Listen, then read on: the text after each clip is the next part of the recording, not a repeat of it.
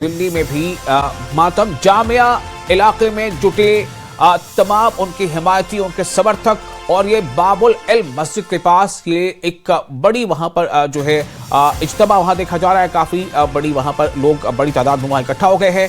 Ayatollah Ali Khamenei को जिस तरह से उनकी मौत हुई है, उन्हें जिस तरह से कत्ल किया गया है, जो उनके हिमायती कह रहे हैं कि वो शहीद हो गए हैं, वो शहीद कर दिए गए हैं। तो आयतुल्लाह अली खामनेई की इस खबर के बाद, मौत की खबर के बाद दिल्ली में भी मातम और दिल्ली में भी एक तरह से गम और गुस्से की लहर देखी जा रही है। जामिया इलाके में तमाम जो उनकी हिमायती हैं वो जुटे हैं, जो उनके प्रिंसिपल्स के सपोर्ट करते थे, जो उनके उसूलों का सपोर्ट करते थे, वो इकट्ठा हुए। ये तस्वीरों में आप इस वक्त देख पा रहे हैं और इसमें ये बाबुल इल्म मस्जिद के पास ये लोग इकट्ठा हुए हैं और यहाँ पर लोगों के जहनो दिमाग में गम भी है, गुस्सा भी है। गुस्सा अमेरिका और इसराइल की इस जारहाना कार्रवाई के खिलाफ, अमेरिका और इसराइल के एक संप्रभु देश के अंदर किए गए इस हमले के खिलाफ, और दूसरी तरफ जो एक अफसोस है कि आयतुल्लाह अली खामनेई अब इस दुनिया में नहीं रहे।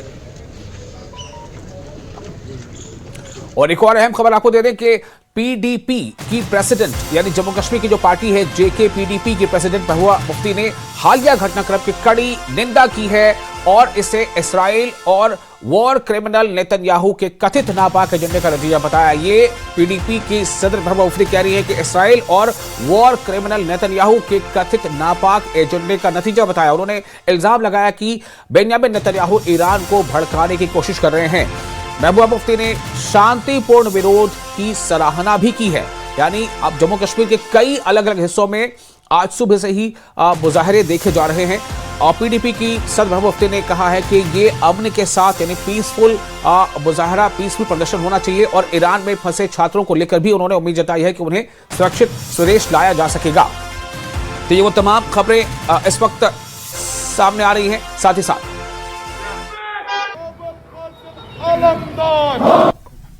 देखिए, मेरे पास अल्फाज नहीं है इस वक्त, मतलब कि जो इस वक्त का ये जो सानिया हुआ जिसमें ईरान के सुप्रीम लीडर अल्लाह ताला ने उनको शहादत बख्शी और जो ईरान में हालात इस वक्त हो रहे हैं, मुझे लगता है कि ये पूरी दुनिया के लिए एक सबक है इस वक्त देखना कि किस तरह एक जो वॉर क्रिमिनल है नेतन्याहू, किस तरह वो अमेरिका का इस्तेमाल कर रहा है, उसको कठपुतली बनाया हुआ है अपना मकसद हासिल करने के लिए। और इसके बहुत ही दूर अंदाज नताइज होंगे, खासकर हमारे रीजन के लिए, क्योंकि आप देखते हैं हमारे लाखों के तादाद में वहां लोग काम करते हैं इस रीजन में, गल्फ में, बाकी जगहों पे बच्चे हमारे पढ़ते हैं वहां पर, और पेट्रोल की प्राइसेस।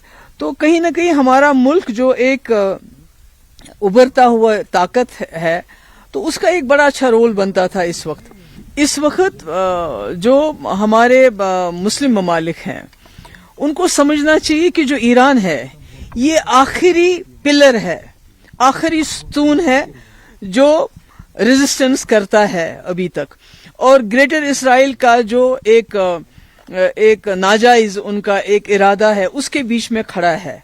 क्योंकि तो ये जो तमाम खबरें अलग अलग जगहों से आ रही हैं, इन सब पर हम रिएक्शन लेंगे अपने खास पैनलिस्ट से। आप तमाम लोगों से फिलहाल गुजारिश है कि आप बने रहे हमारे साथ। फिलहाल एक छोटा सा ब्रेक लेते हैं।